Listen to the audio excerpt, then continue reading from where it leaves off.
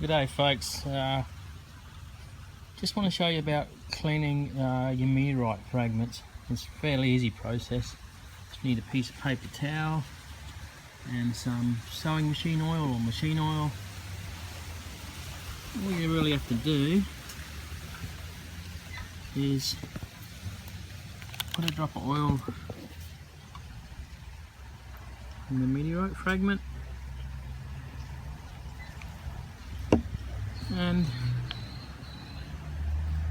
then rub it off with the paper towel, which is very hard to do while holding the phone.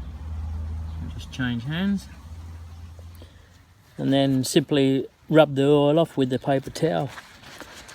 Give it a fairly good hard rub, and you'll see they are iron meteorites and they rust or corrode, and you'll see it coming off on the paper towel.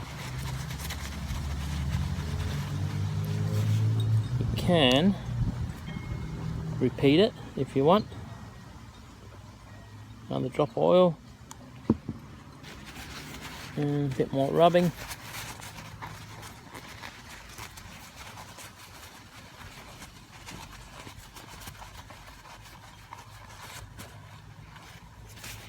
And that will bring them up a bit better than before.